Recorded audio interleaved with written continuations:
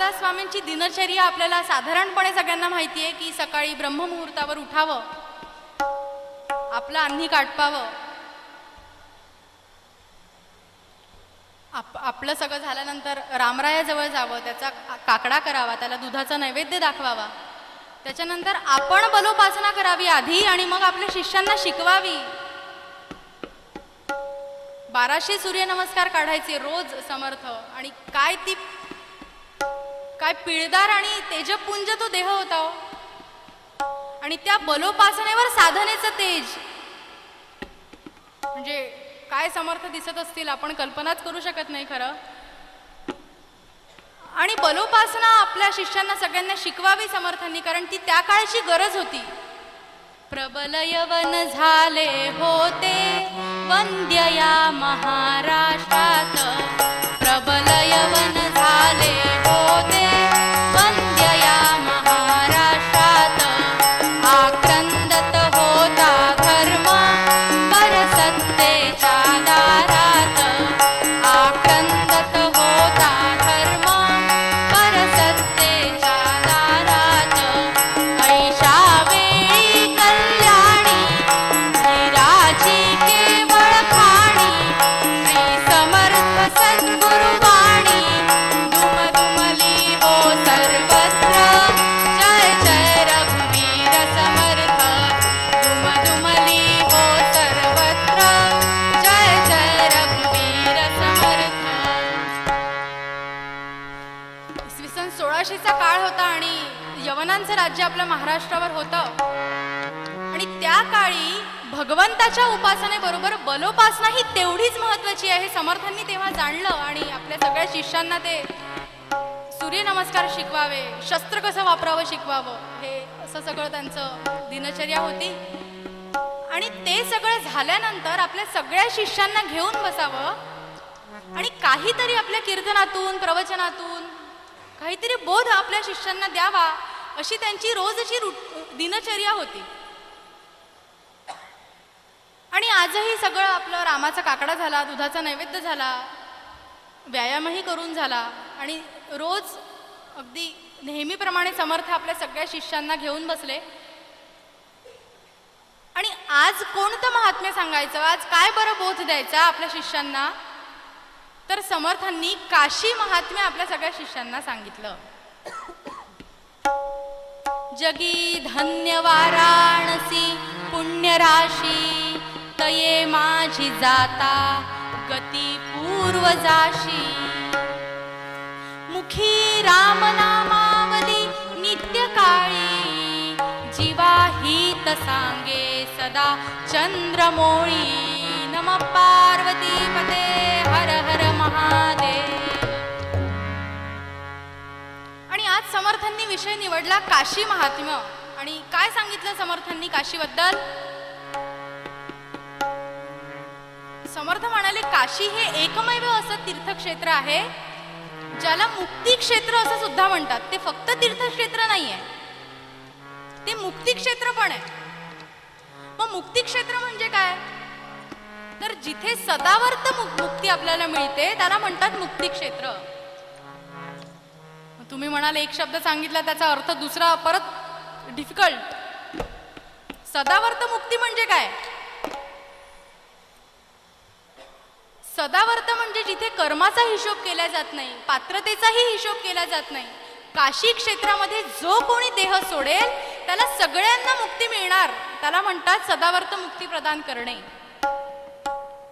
एकदा कैलासातून महादेवांना बोलवून घेतलं विष्णूंनी वैकुंठामध्ये आणि म्हणाले तुम्हाला माझी एक आज्ञा आहे म्हणाले. महादेव म्हणाले काय आज्ञा आहे? मी तुम्हाला असं एक क्षेत्र सांगतो जिथे तुम्हाला अखंड वास करायचा आहे. ठीक आहे म्हणाले, कोणतं क्षेत्र आहे असं? तर म्हणे काशी. तिथे तुम्हाला अखंड वास करायचा आहे आणि तिथे सदावर्त मुक्ती तुम्हाला प्रदान करायची आहे. मग तिथे कोणत्या कर्माचा हिशोब नाही, पात्रतेचा हिशोब नाही, काही नाही. अगदी मनुष्यच नाही, काशी क्षेत्रामध्ये पशु पक्षी प्राणी जो कोणी देह सोडेल त्याला मुक्ती मिळणार म्हणजे मिळणार. भगवान विष्णूंचे आदेशच आहेत तसे महादेवांना.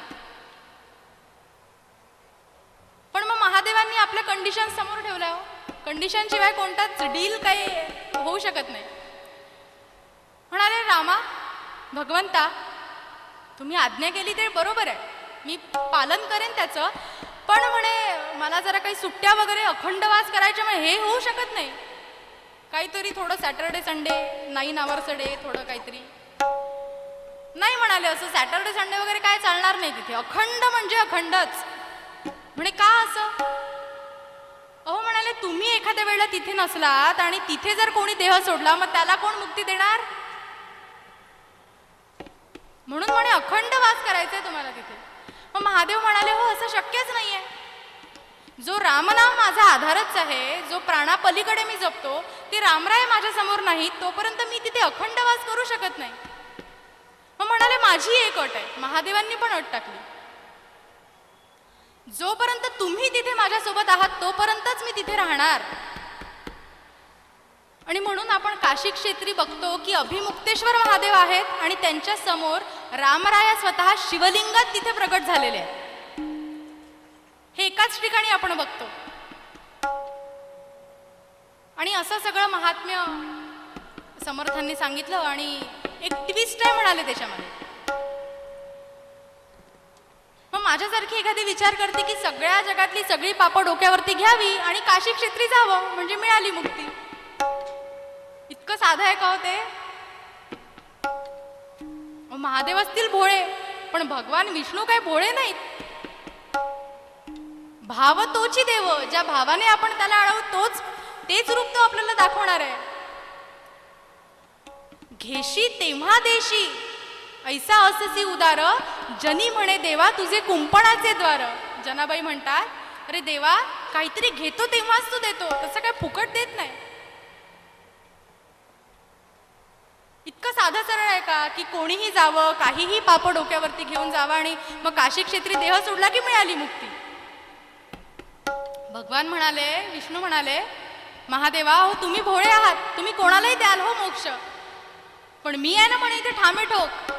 असा एखादा जर कोणी आला ज्याने सगळ्या जगातली सगळी पापं आपल्या डोक्यावरती घेतलेली आहेत, सगळं काही करून तो काशीला आला आणि या अर्थाने आले की आता मला इथे मोक्ष मिळेल, त्याच्यासाठी यमराजाची व्यवस्था नाही आहे तिथे.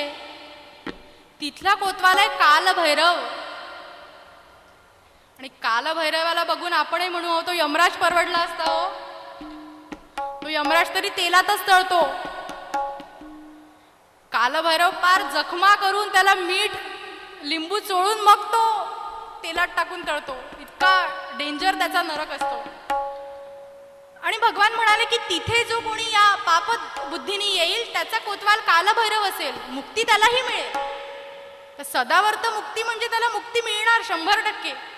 पण आधी त्याला कालभैरवाच्या छळाला सामोरं जावं लागेल आणि मग त्याला मुक्ती मिळेल.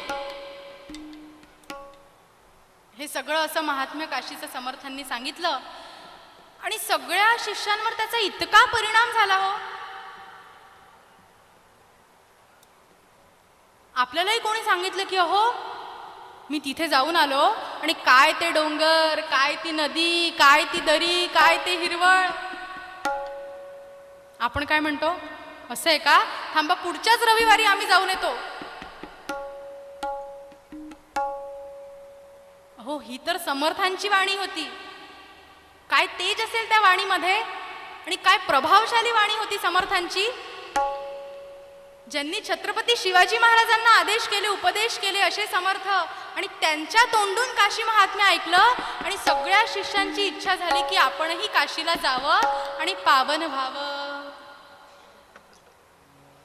बरं काशीला काय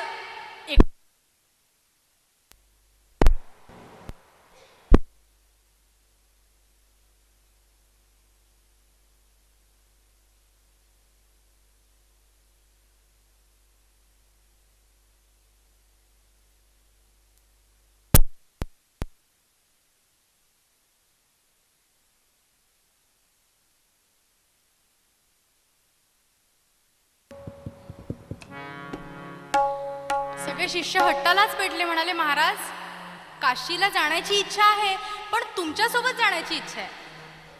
तुम्ही इतकं वर्णन केलं, तुम्ही आमची इतकी इच्छा प्रकट केली, तेव्हा आता तुम्हीच आम्हाला घेऊन चला, असा हट्टच सगळ्यांनी करायला लागले. समर्थ म्हणाले, अरे असं कसं चालेल? तुम्हाला जायचं ते तुम्ही जा ना.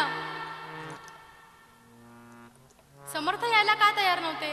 अरे इथे कोण पूजील श्री राघवाला, निघाया कसे सर्वही सिद्ध झाला. अरे इथे कोण पूजेल माझ्या श्री राघवाला? माझ्या रामाची पूजा इथे कोण करणार? पूर्वरंगात आपण जो सगुण भक्तीचा भाव बघितला, अरे माझा रामराय म्हणजे काय मूर्ती आहे होय? आपण तिकडे तीर्थयात्रेला जावं, तिकडे मजा करावी, तिकडे आपण खावं प्यावं, सगळं छान आनंद लुटावा, आणि रामरायाला मात्र इकडे कुलपात बंद करायचं होय? ते काय नाही. तुम्हाला जायचं असलं तुम्ही जा, पण इथे कोणीतरी एक राहायला पाहिजे. पण सगळ्यांच्या माना खाली गेल्या, कोणीही राहायला तयार नव्हतं. सगळ्यांचा हट्टच तसा होता. असे प्रार्थना दीन जनांची, न्यावे संगती गुरुराया. असे प्रार्थना दीन जनांची, न्यावे संगती गुरुराया. वियोग न घडो या चरणांचा, असो बालकावरी माया. वियोग न घडो या चरणांचा, असो बालकावरी माया. असे प्रार्थना दीन जनांची, न्यावे संगती गुरुराया. वियोग न घडो या चरणांचा, असे बालकावरी माया.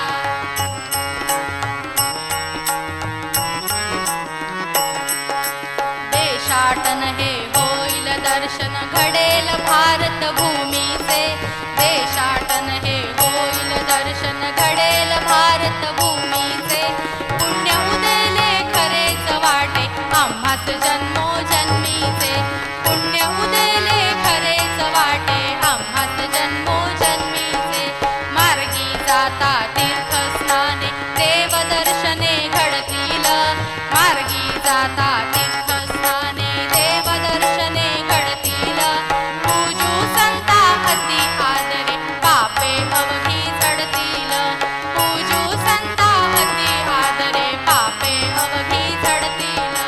पडतो पाया हात जोडतो, नका मोकलू गुरुराया. पडतो पाया हात जोडतो, नका मोकलू गुरुराया. वियोग न घडो या चरणांचा, असो बालकावरी माया. वियोग न घडो या चरणांचा, असो बालकावरी माया. असो बालकावरी माया. असो बालकावरी माया. सगळ्या शिष्यांचा हट्टच होता की महाराज आम्हाला तुमच्याच सोबत जायचंय.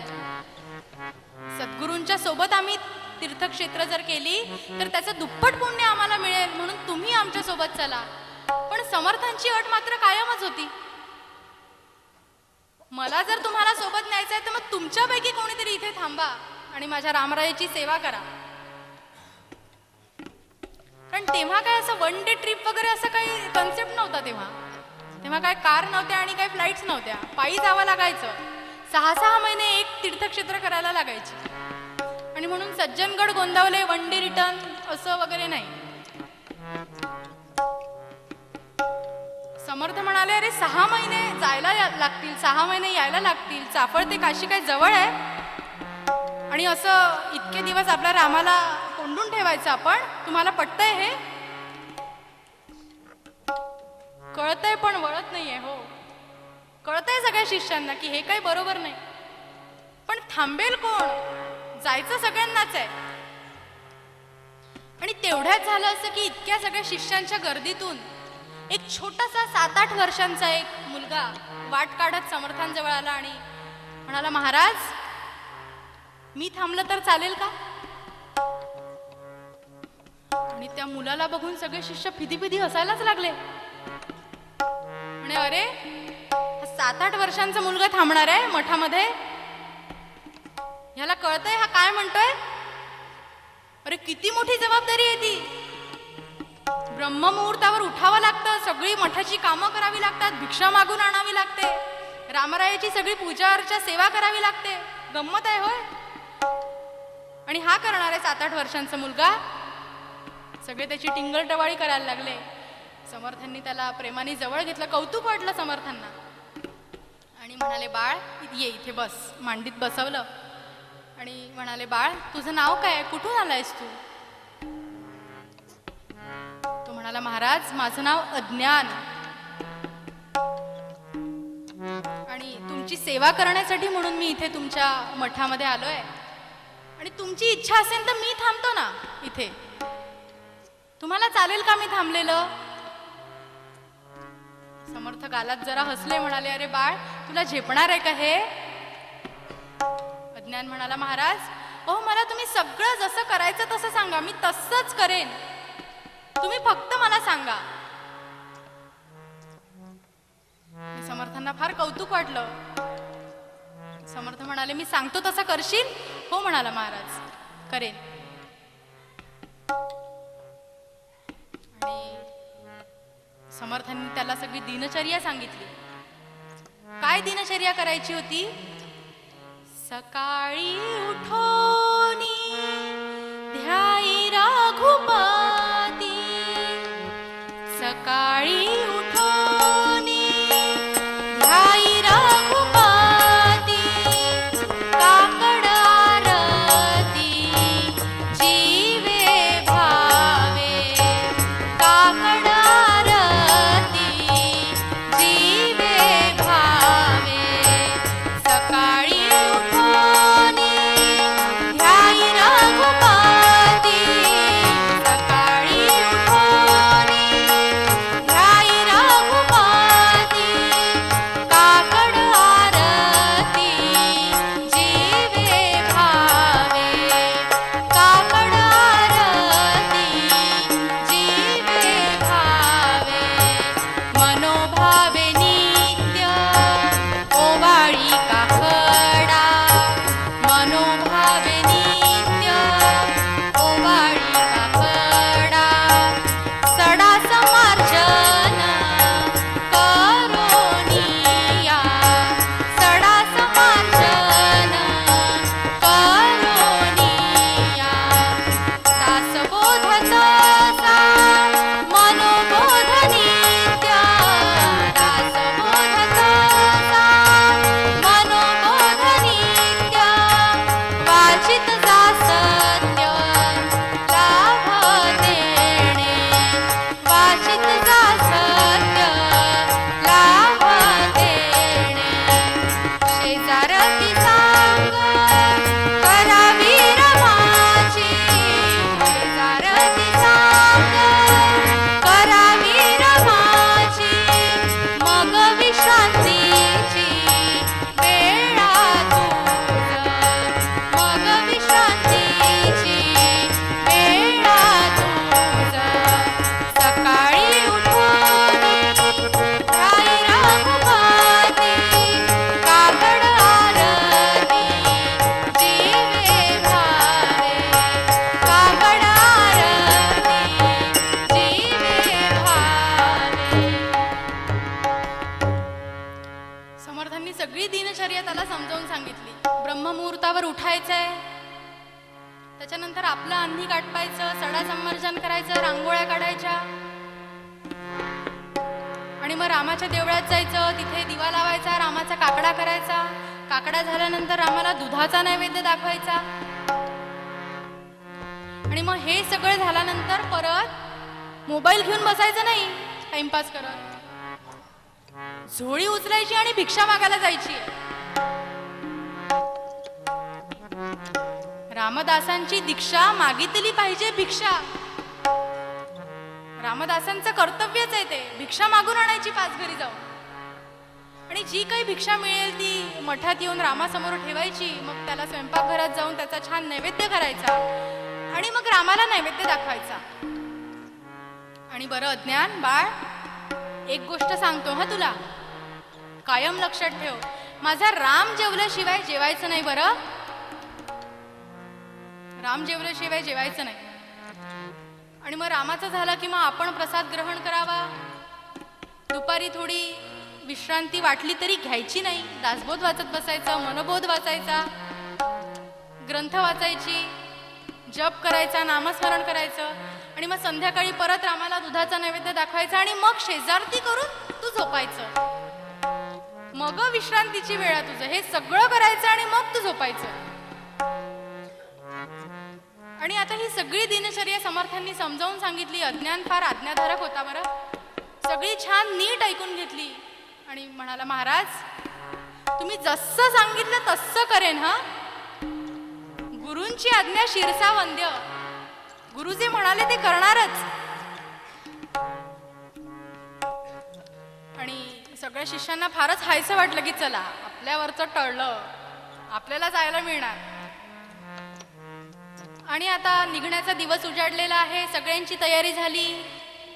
कोणी सतरंजी, कोणी वळकट्या, कोणी मनाचे श्लोक, कोणी दासबोध, कोणी माळ, कोणी असं सगळं काय काय बांधलं आपल्यासोबत. आणि निघण्याचा दिवस उजाडला. सगळे तयार झाले. समर्थ म्हणाले, तुम्ही सगळे जरा समोर व्हा, मी आलोच मागून 5 मिनिटात. सगळी शिष्यमंडळी फारच उत्साहात होती. सगळी समोर निघाली. समर्थ आपल्या रामाजवळ आले. रामासमोर समई लावली आणि म्हणाले, रामा तसं पाहिलं तर सगळ्या शिष्यांसाठी तुला सांभाळायला म्हणून अज्ञान आहे, पण खरं तूच त्याला सांभाळ. त्याच्याकडून काही चुकभूल झाली तर तू त्याला माफ कर, पण त्याच्याकडून सेवा तूच करून घे. आणि आता आपली सद्गुरू माऊली, माऊली म्हणतो हो आपण त्यांना, ती तीर्थक्षेत्राला चालली, तीर्थयात्रेला चालली आणि आता कधी परत येणार माहिती नाही, किती दिवस लागणार माहिती नाही. आणि अज्ञानाच्या डोळ्यात पाणी आलं. कुरवाळूनी त्या प्रेम भराने सद्गुरु राज निघाले. कुरवाळूनी त्या प्रेम भराने सद्गुरु राज निघाले. पूर अश्रूंचा डोळ्या नयनी, पूर अश्रूंचा डोळ्या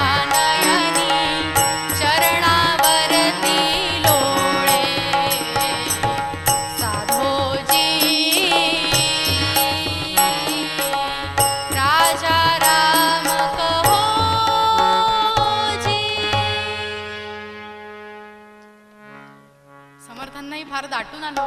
कुसा तो अज्ञान 7-8 वर्षांचा आणि तो म्हणतोय की मी ही जबाबदारी घ्यायला तयार आहे. आणि समर्थांनाही फार दाटून आलं. त्यांनी प्रेमाने अज्ञानाला जवळ घेतलं, आपल्या कडेवर उचलून घेतलं, त्याच्या पाठीवरून प्रेमाने हात फिरवला. म्हणाले, अज्ञाना करशील ना सगळं नीट? आठवतंय ना मी सांगितलेलं सगळं? हो म्हणाला महाराज, तुम्ही काही काळजी करू नका, नो टेन्शन, एन्जॉय करा. आणि समर्थ यात्रेला निघाले. आता ह्याचा पहिला दिवस उजाडलेला आहे दिनचर्येचा. तर आपलंही तसंच आहे, सगळ्यांचं तसंच असतं की नवीन नवीन एखादी जबाबदारी मिळाली की पहिले पहिले मग आपला उत्साह अगदी वरच्या स्वरात असतो. आणि म्हणून हा पहिल्या दिवशी अगदी ब्रह्ममुहूर्ताच्या आधी उठला आणि त्यांनी सगळा मठातला केर कचरा काढला, सडा संवर्जन केलं, रांगोळ्या काढल्या सगळीकडे, आपला अन्नी काटपून घेतलं, रामाचा काकडा केला, दुधाचा नैवेद्यही दाखवला. झोळी उचलली, परत 5 घरी भिक्षा मागून आणली, रामासमोर ठेवली आणि मग त्याचे स्वयंपाकघरात जाऊन छान छोटे छोटे 2 पानगे त्याने बनवले. त्याच्या परीने जेवढं त्याला येत होतं तेवढं त्याने सगळं केलं. हो, पत्रावळीमध्ये ते 2 छान पानगे आणले, त्याच्यावरती तूप साखर टाकली आणि रामासमोर आला आणि म्हणाला, रामा चला जेवा. आता जेवा आता म्हणून 5 मिनिटं उलटून गेलेली आहेत, पण ते पान तसंच आहे, ते पानगेही तसेच आहेत. त्याचा काही तुकडाही मोडलेला नाही आणि तो काही संपलेलाही नाहीये. मग हा परत म्हणाला की महाराज रामराया, अरे जेव ना, गरमागरम तुझ्यासाठी पानगे केले आहेत, तुला आवडतं म्हणून त्याच्यावरती छान तूप, लोणी, साखर, तुला जसं आवडतं तसं सगळं आणलेलं आहे, जेव ना आता. काही हालचाल नाही, कुठेही काही पान हलत नाहीये. ह्याला वाटलं की अरे आपण समोर आहे म्हणून का देव जेवत नाहीये, म्हणून ह्याने युक्ती अशी केली, तिथे एक खांब होता, त्या खांबाच्या मागे हा लपून बसला. म्हणाला, रामराया तुला लाज वाटते का माझ्या समोर जेवायला? बरं एक थांब, एक काम कर, मी खांबाच्या मागे लपून बसतो, तोपर्यंत तू जेव. आणि झालं की मला आवाज दे. आणि म्हणून हा खांबाच्या मागे जाऊन लपतो. पण 10 मिनिटं झाले, हा जरा एका डोळ्याने वळून बघतो, पण काय तसंच ते पान वाढलेलं. काय रामराय येऊन जेवतच नाहीये हो. तर याला वाटलं आपल्याकडून काही चुकी झाली की काय. आपल्या सद्गुरूंनी सांगितल्याप्रमाणे आपण सगळं काही तसंच केलंय ना खरं. का रे देवा तू जेवत नाहीयेस, माझ्याकडून काही चुकी झाली का.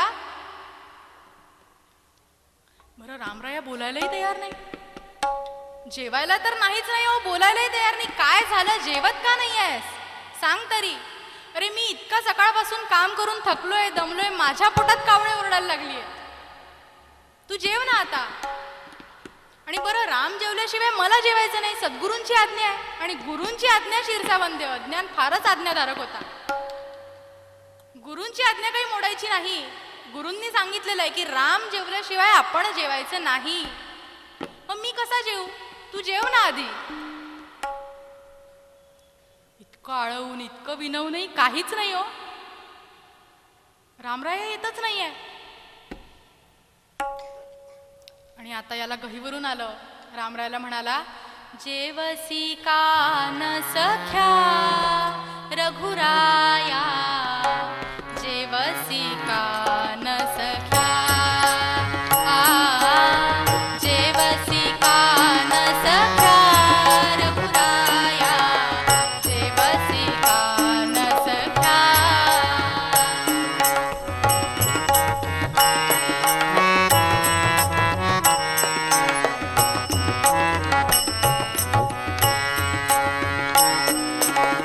कारण सांगे बोल झड करी, कारण सांगे बोल झड करी, वेळ न दवडी वाया रघुराया, वेळ न दवडी वाया रघुराया, जेवसी का न सख्या. जेवसी का न सख्या रघुराया, जेवसी का न सख्या.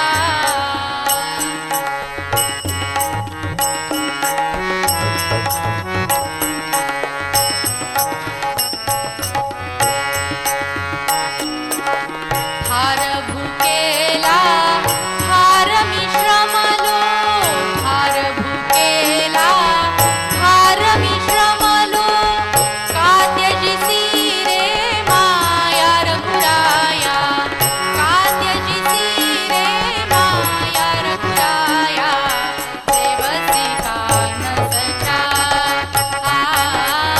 जेवसी का न सख्या रघुराया, जेवसी का न सख्या. अरे रामा, तू जेवला नाही तर मलाही जेवता येणार नाही. आणि सकाळपासून मी फार श्रमलो, फार दमलोय. जेवणार नाहीयेस का तू. अज्ञान पार कोमेजून गेला. आणि आता याला गहीवरून आलं, रडू आलं, डोळ्यातून पाणी येतंय. तुला माझी दया येत नाहीये का रे रामा. तुझ्याशिवाय मी कसा जेवू. आणि आता जर तू जेवला नाहीस ना, तर मी तुझ्याच चरणावर डोकं आपटून प्राण देईन बरं, पण मी जेवणार नाही तसा. याला वाटलं असं म्हटल्यावर तरी राम येऊन जेवेल, पण तरी काही फरक पडलेला दिसत नाही. आणि आता ह्याला वाटलं की आता रामराय काही येत नाही आणि गुरूंची आज्ञा मोडायची नाहीच, तो ऑप्शनच नाहीये. आणि आता एकच पर्याय आहे, रामाच्या चरणावरती डोकं आपटायचं आणि मरण देह त्याग करायचा. आणि म्हणून हा दुरून धावत धावत आला आणि रामरायाच्या चरणावरती डोकं आपटणार. इतक्यात रामराया प्रगट झाले. धाव घेई दुरुनिया राम पाही, धाव घेई दुरुनिया राम पाही, बाळ डोके फोडण्यास होई, बाळ डोके फोडण्यास होई, धाव घेई दुरुनिया राम पाही, बाळ डोके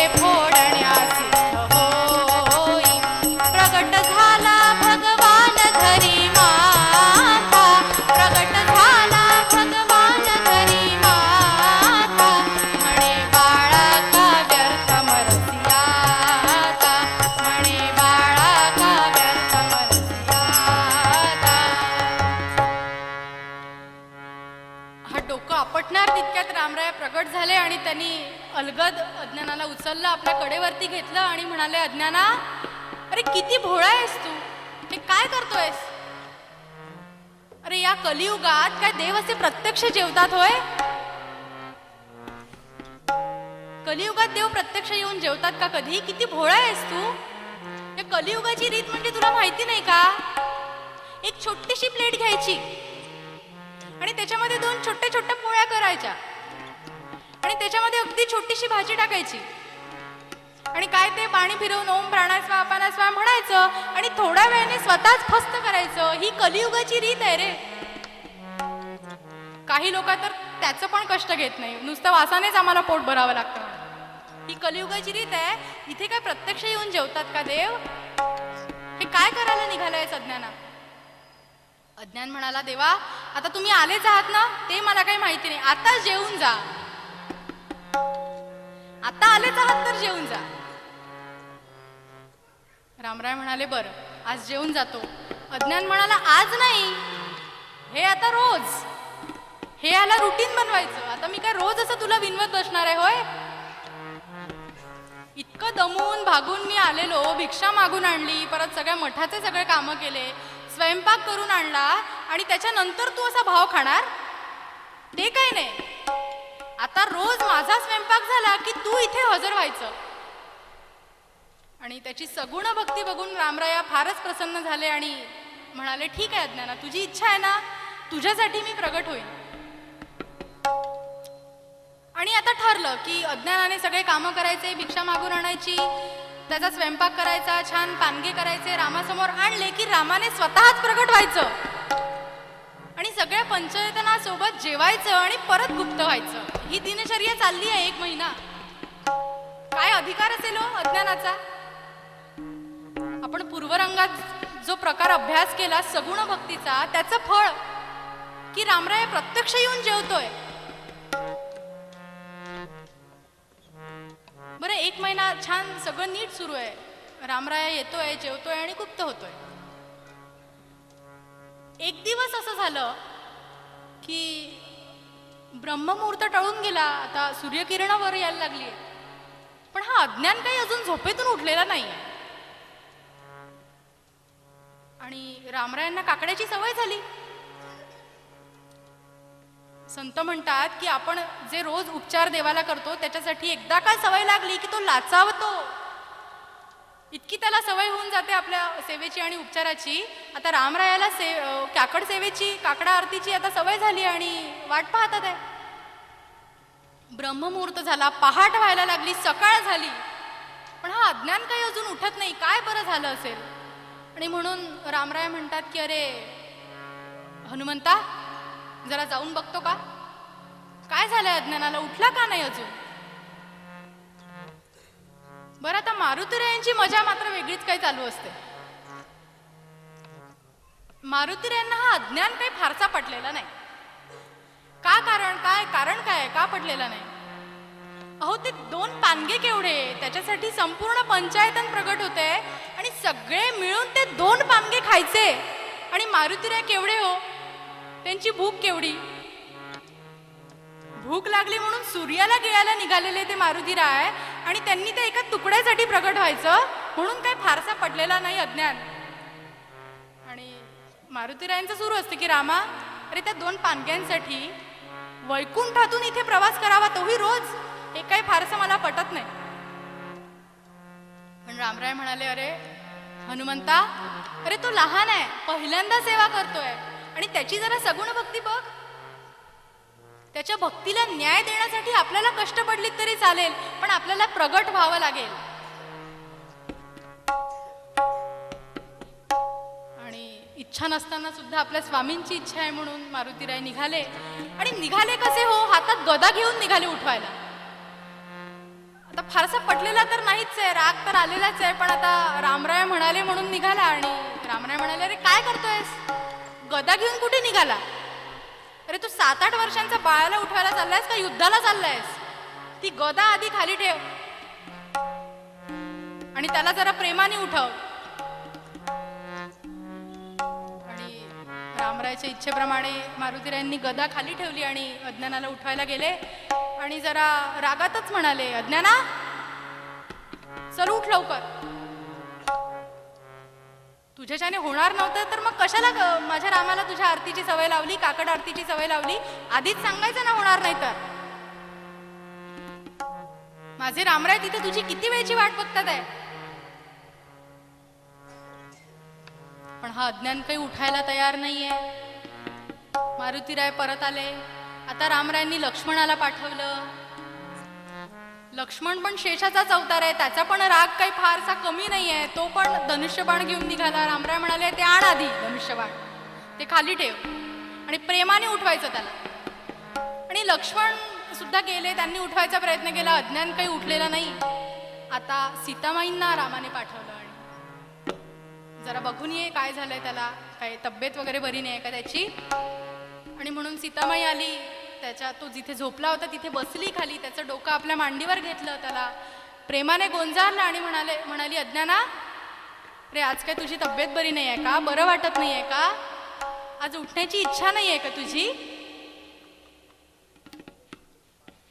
अज्ञान म्हणाला, सीतामाई अगं तब्येत वगैरे अगदी ठणठणीत आहे, तब्येतीला काही झालं नाहीये, पण आज मला उठायचंच नाही, आज कंटाळाच आला मला.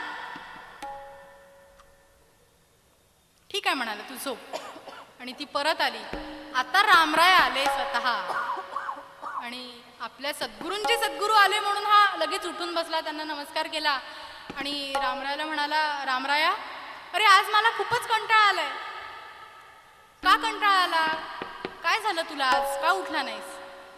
म्हणे, अरे हे तुम्हाला शोभतं का? मी एकटा इतका 7-8 वर्षांचा बाळ, तुमच्यापेक्षा मी किती लहान आहे आणि मी रोज सगळे कामं करतो आणि तुम्ही आयते येऊन जेवता, हे शोभतं होय तुम्हाला? रामराय म्हणाले, नाही गड्या, शोभत तर नाही, विचार केला पाहिजे याचा काहीतरी. मग बरं म्हणाले, काय म्हणणं आहे तुझं याच्यावरती? म्हणणं माझं एकच आहे, कामाची वाटणी झालीच पाहिजे. आणि म्हणून सगळे राम, लक्ष्मण, सीता, हनुमान सगळेजण आले, ह्याच्या गोलाकार करून बसले आणि आता ह्याने कामाची वाटणी सुरू केलेली आहे. मग कोणती कामं कोणाला दिली? स्वयंपाक हे काम स्त्रियांचे, कान जानकी माय करी. अज्ञान म्हणाला, रामा मला सांग, स्वयंपाक कोणाचं काम असतं रे? रामराय म्हणाले, स्त्रीचं काम असतं. मग आपल्या ग्रुपमध्ये स्त्री कोण आहे? म्हणाले, सीतामाई. मग झालं, ठरलं, स्वयंपाक हे काम स्त्रियांचे, कान जानकी माय करी.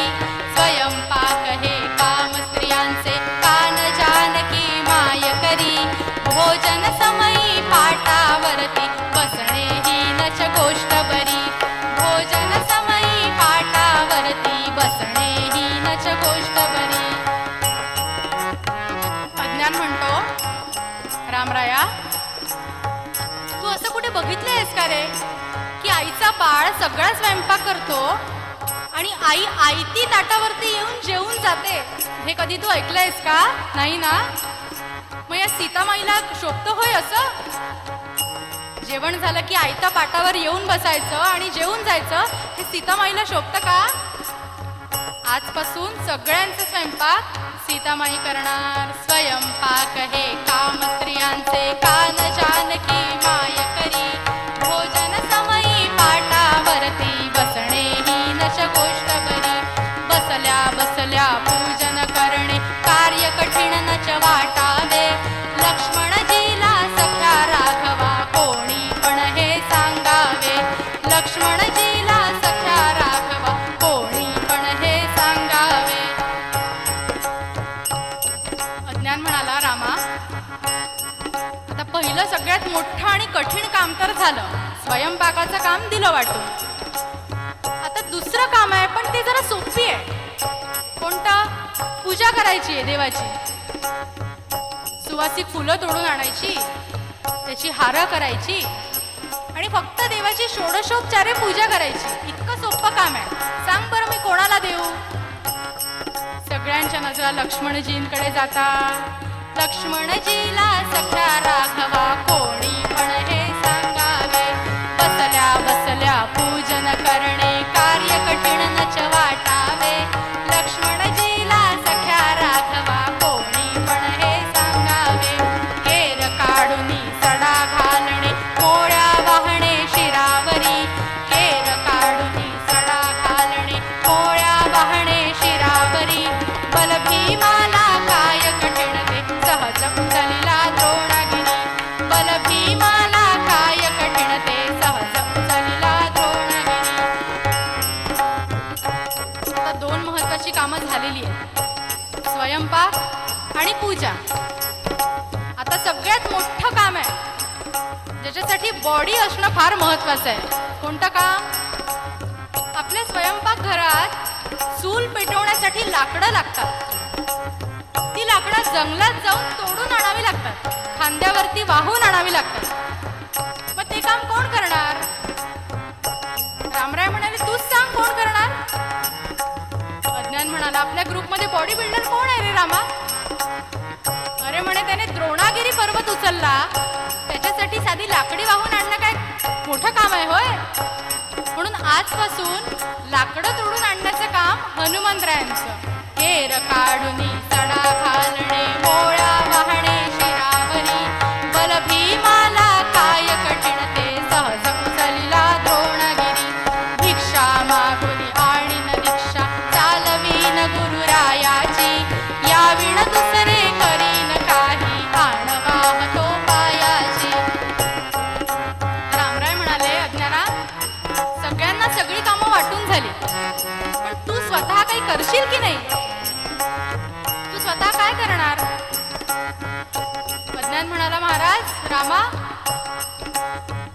मी फक्त भिक्षा मागून आणेन. का? कारण की रामदासांची दीक्षा आहे भिक्षा मागून आणणे, आणि म्हणून मी फक्त भिक्षा मागून आणणार. भिक्षा मागुनी आणीन दीक्षा चालवीन गुरुरायाची याविण दुसरे करीन काही आणवा तो पायाची. रामराय म्हणाले ठीक आहे, आता सगळ्यांना सगळी कामं वाटून झाली, तू पण काम घेतलं, आता माझ्यासाठी काही काम आहे की नाही तुझ्याकडे? अज्ञान म्हणाला नाही रामा, अरे तू माझ्या सद्गुरूंचे सद्गुरू तुम्ही, आणि तुला मी कसं काम सांगणार? रामराय म्हणाले अरे काय संकोच करतो, सांग मला पण काम, काही हरकत नाही, मी काही कोणाला सांगणार नाही. आणि म्हणून अज्ञानाने विचार केला एखादं काम रामरायला द्यायला पाहिजे. मग कोणतं काम द्यायला पाहिजे? श्रीरामा तू घे ओवाळून काकड आरती वेळेला श्रीरामा तू घे ओवाळून काकड आरती वेळेला चुकल्या मुकल्या साह्य करावे हीच विनंती पदकमला चुकल्या मुकल्या साह्य करावे हीच विनंती पदकमला हीच विनंती पदकमला हीच विनंती पदकमला. आता झाली कामाची सगळी वाटणी झालेली आहे. सीतामाईंनी स्वयंपाक करायचा, लक्ष्मणजींनी पूजा करायची, आणि हनुमंतरायांनी सगळ्या मठाचा केर कचरा काढायचा, जंगलात जाऊन लाकडं तोडून आणायची आहे. ह्याने फक्त मात्र भिक्षा मागून आणायची बास. आणि मग रामराय म्हणाले रे माझ्यासाठी काहीतरी काम आहे की नाही? पहिले याने जरा संकोचच केला की रामा मी तुला कसं काम सांगणार, माझ्या सद्गुरूंचे सद्गुरू त्यांना मी कसं काम सांगू. पण श्रीरामांनी जरा आग्रहच केला, आणि म्हणून म्हणाले एखाद्या वेळेला असं होऊ शकतं की मी रात्री जर उशिरा झोपलो, सकाळी मला काही जाग येणार नाही. मग म्हणे ब्रह्ममुहूर्तावर जर मी उठलो नाही तर तुझा काकडा तूच ओवाळून घे. पण रामराय म्हणाले अरे काकडा आपण समोरच्याचा ओवाळतो, माझा मी कसा ओवाळून घेऊ? अज्ञान म्हणाला सोप्पा आहे रामा, आपण असा ओवाळतो, तू असं कर आणि असा ओवाळ, झाला काकडा. आणि सगळ्या कामाची वाटणी झाली आणि सगळी जण काम करतायत. बरं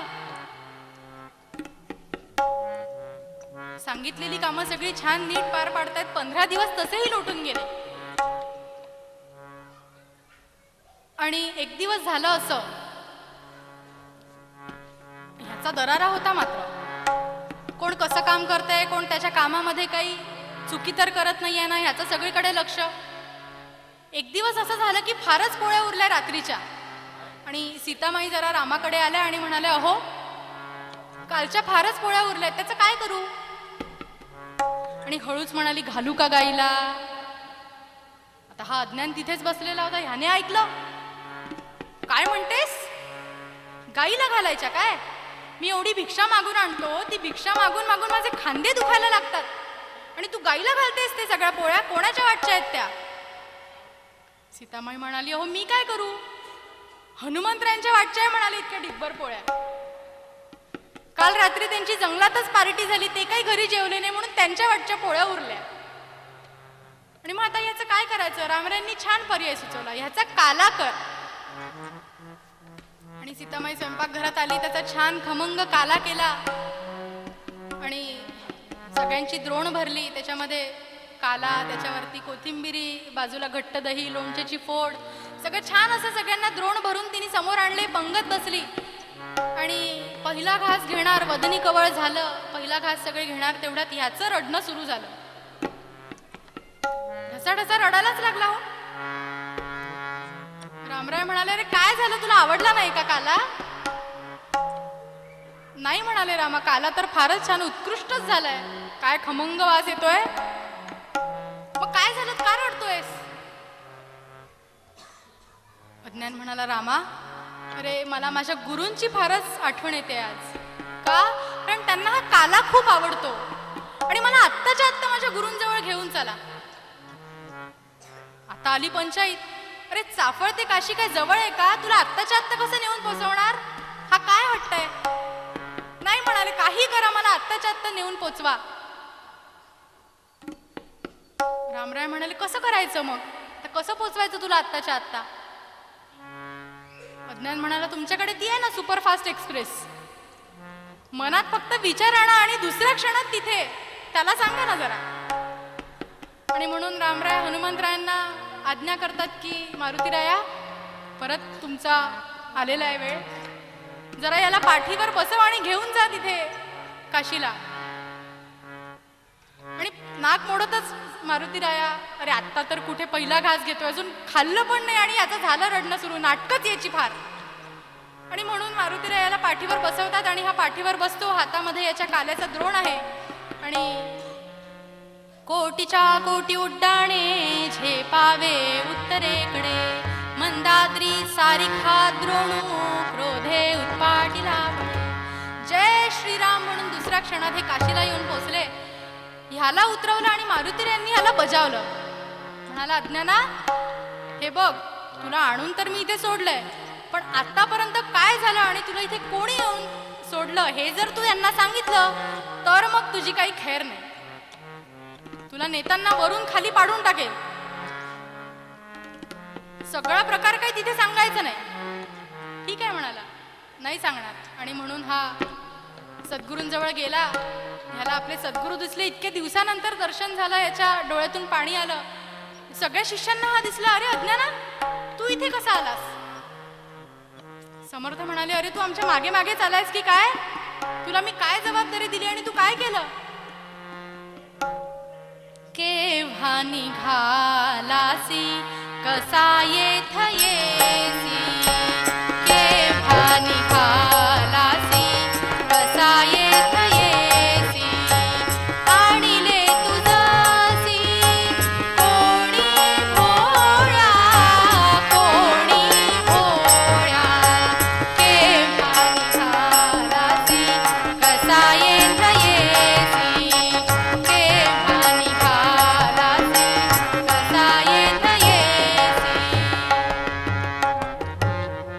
समर्थ म्हणतात, अरे तू केव्हा निघाला? आमच्या मागे मागे आला का तू? नाही महाराज, तुमच्या मागे मागे नाही मी आलो. मग तू केव्हा निघाला? आत्ताच. कसा आला? मी आत्ताच निघालो आणि आत्ताच आलो. अरे असं कसं शक्य आहे? आम्हाला यायला 6 महिने लागले आणि तू आत्ताच कसा निघाला, आत्ताच कसा पोहोचला? अज्ञान म्हणाला, महाराज अहो मला तुम्हाला सांगायचं आहे, पण माझी वाणी जरा बजावून आणलंय मला.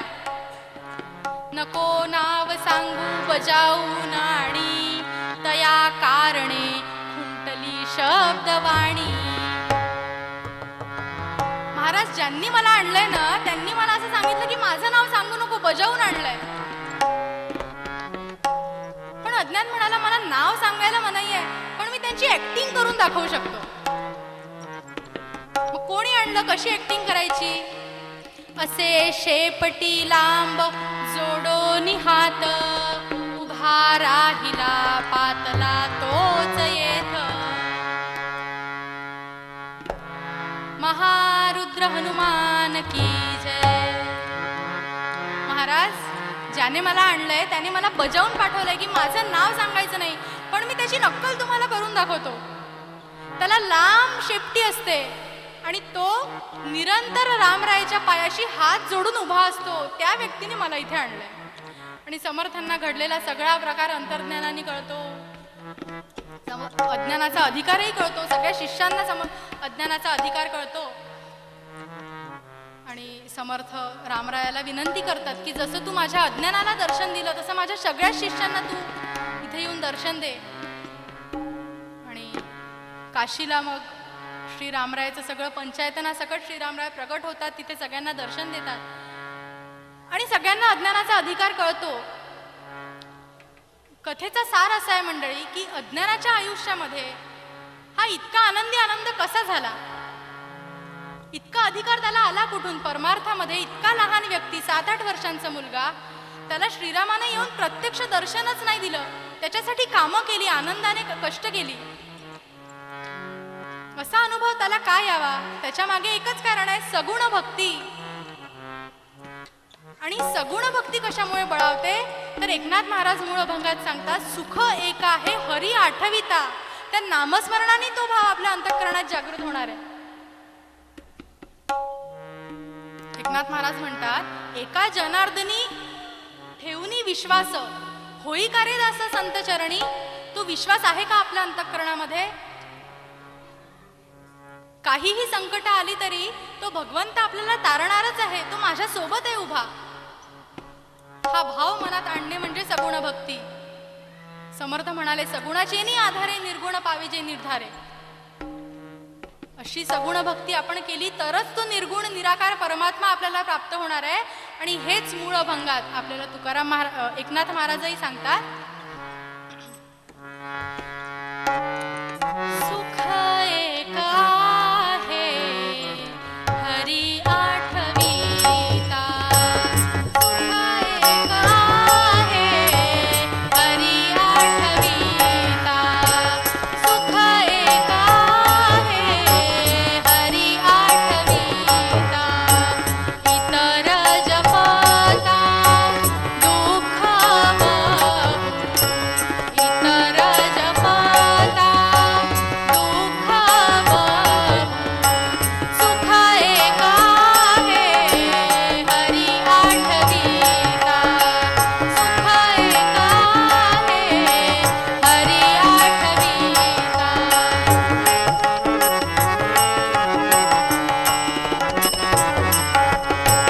एका जनार्दनी ठेवूनी विश्वास.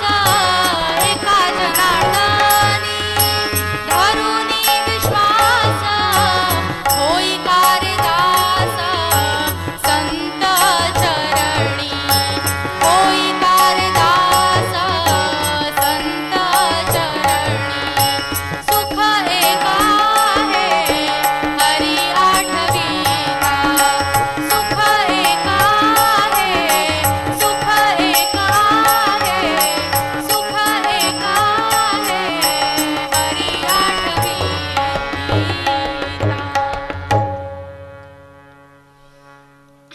आजची माझी झालेली कीर्तन सेवा मी सद्गुरू श्री प्रल्हाद महाराजांच्या चरणी अर्पण करते आणि माझी कीर्तन सेवा इथेच थांबवते.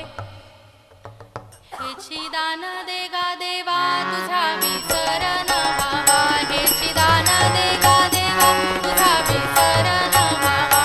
गुण गाईन आवडी हेची माझी सर्व गुण. गुण गाईन आवडी हेची माझी सर्व गुण. नलगे मुक्ती धन संपदा संत संग देई सदा. नलगे मुक्ती धन संपदा संत संग देई सदा. तुका म्हणे गर्भवासी सुखे घालावे आम्हासी. तुका म्हणे गर्भवासी सुखे घालावे आम्हासी. सुखे